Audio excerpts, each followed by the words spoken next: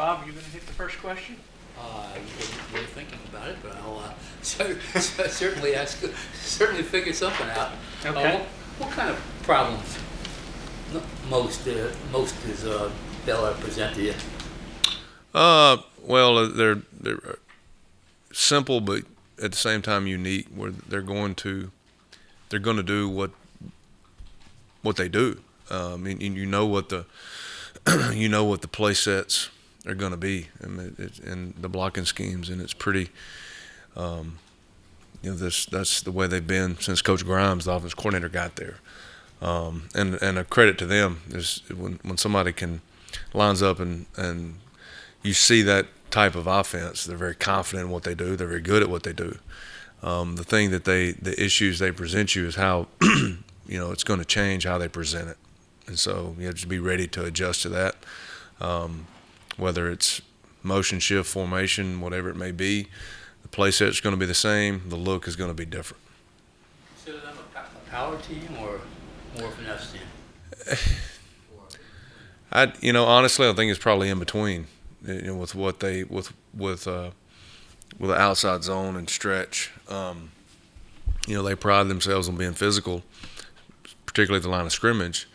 A lot of times, when you see that set of plays, it's maybe not necessarily with a physical team, but Baylor is.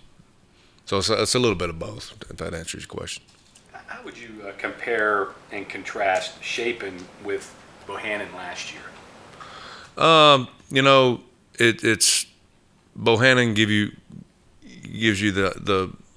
give them the ability to have a little more quarterback run game. I think Shapen is he's got a big arm, real live arm, can make all the throws on the field. Is really good at managing the offense, getting them into run and pass plays that they feel are favorable for them. That's evident on film. So I think that's the skill sets are different. I thought Bohannon was a really good quarterback. I think Shapen is a really good quarterback. I don't think there's much really difference. Just kind of the style of quarterback that each of them are. Based on what I've read from them studying them, the idea was they wanted more of a downfield passing game with Shapen. Are you seeing that from what they've shown so far? Yeah, I mean they take their fair share of shots, whether it's go balls, post balls, the deep over concepts. They take their fair share. I thought Bohannon took his fair share too. So. And had a big arm, had a live arm as well. So it's there's a little bit of a difference, but don't let Shapen fool you. He can run. Yeah. Coach, John actually just asked Neil about Baylor's propensity to go for it on fourth down a lot more than most teams. How does that change your game plan? Well, I mean you can look at it a couple of ways. You're playing 2 first downs. You're playing or 2 second downs, however you want to look at whatever third down is, where the ball is at the point in the game. It just depends on how you look at it, whether it changes your play call or not. You just got to be aware that that's their philosophy, and that's what they're going to do. So every situation is different. Every point that you just don't know till you get to the game with how you'll play that. You can get some things in your head with what you want to call and where based on field position, based on personnel. But until you know exactly what the down and distance is, maybe it's could be a hash thing. You don't know. So right now, the simple answer is no. It doesn't change how we approach it. Okay, but does it have a chance to maybe change your game plan and cause you to do more adjustments on the fly than normal? Yeah. And maybe get you in your mindset of trying to predict yeah. whether they're going to go for it in certain situations because of the scoreboard or whatever? Right. Oklahoma State, they're down by 8, 4th and 1 on their own 11. They go for it. So. Video football. Yeah, but they get it. So and they'll play the odds and play the percentages like a lot of people that are now going by that. The analytics, I think, is what they call it. So that's not traditional, but hey, You know, it works out, and that was with I think 11:30 to go in the fourth. So there's not, you know, there's no reason to take that chance, but you know they do, and so, you know, the way I see it is every series, you know, in the back of your head, there's a possibility to play 4 downs, and if you got to play it, then you have, you know, if you got to adjust to something that they're doing specifically for that, which they really don't do, so just got to be ready to play the extra down. So you have to prepare your guys for possibly playing more snaps. Mm-hmm. Yeah. Coach, can you talk about the differences, if there are any, in terms of scheming red zone defenses as opposed to, you know, midfield, back on the other end? Are there different X's and O's when it comes to? I mean, you know, again, I think it depends on what you're getting. Are the play sets, the formations, are they different down there? If they're not, then you're really not. You know, you're just gonna react to what they give you. You know, from what you've seen on film. You know, the short answer is yes and no. Just depending, you don't know to that opponent. Obviously, the goal line is extremely different. Short yardage goal line is that. Yeah, I think everybody is going to play that a little bit different. But you know, the 20-yard line to the whatever yard line, you're not. You know, it's a game plan. You know, deal. There's.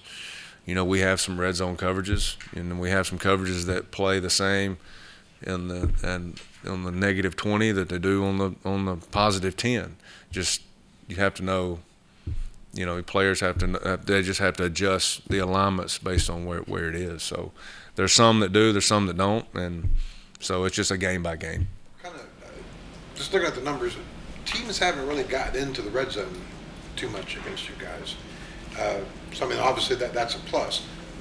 When they have, they score a touchdown. So it's kind of like a give and take kind of thing. Just kind of how have you graded out your guys' red zone performance? Well, I mean, like you said, a lot of the scores have come off big plays, and some of those are an offensive guys making good plays. The majority of them are on us. You know, they're mistakes by us. You know, to go back to a couple examples. You know, third down, getting them to a field goal situation is where we haven't been very good. And I think most anybody in that situation wants to maybe pressure a little bit and tighten things up. And we haven't been very good at that. And so when we have, we've been away from it by, you know, that much. And so that's something that we've got to improve. That's probably the biggest area we have to improve moving forward for the rest of the season is right where you're talking about. There are two big explosive playmakers, Baldwin and Reese. Not real big guys. What do you see from them? What makes them so good? Speed. You know, I think there was a big social media deal about the Baldwin kid running 20. I think it's 22.8. You know, and I don't know what that is in a 40. It's real fast. It's fast enough. And he's 220 means he can take it the distance. Yeah. I mean, that's the thing that sticks out the most is speed. And most everybody in our conference has that kind of speed.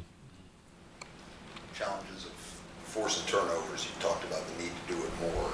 Have you seen anything of late? Obviously, you had a chance at the interception with Auburn's play in Texas, but how do you go about creating some more? Well, there's two things. You know, you just have to keep putting it as a focal point of your message throughout the week, and it always has been, and it's always going to continue to be, whether you're creating 4 or 5 a game or you're creating none. And that's the other part. You just have to continue to stress it. The other part is we got to make plays on a ball in the air. We've had so many opportunities. You know, you take the one last Saturday is, you know, catch the ball, and there you go. We got to make those, and those opportunities present themselves against good opponents. You can't let them go, and so we just it's simple things.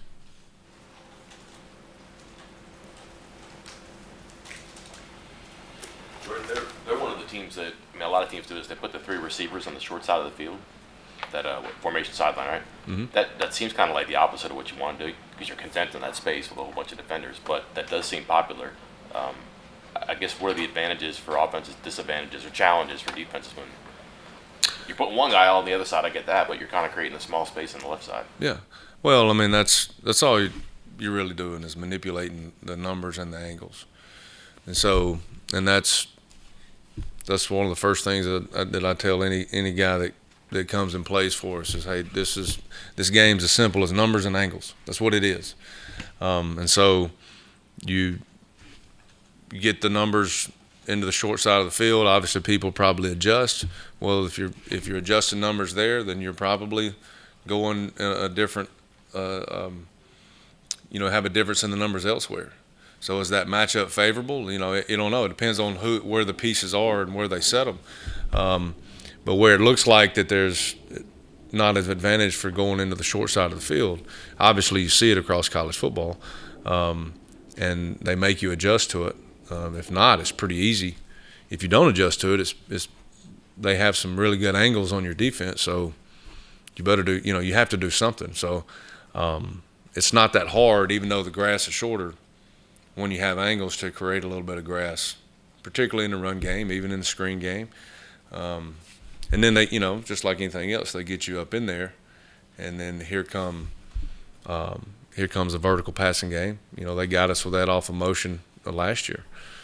Same concept. You can get to it by alignment, you can get to it by shift, you can get to it by motion. A lot of different ways to get to it. You just got to adjust, but you got to adjust smartly and make sure that your numbers are favorable before you need them.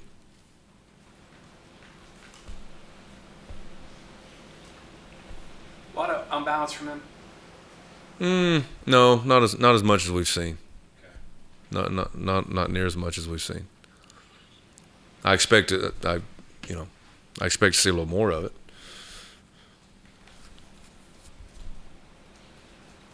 Okay, anything else for Coach? All right, thank you very much. Thanks, guys.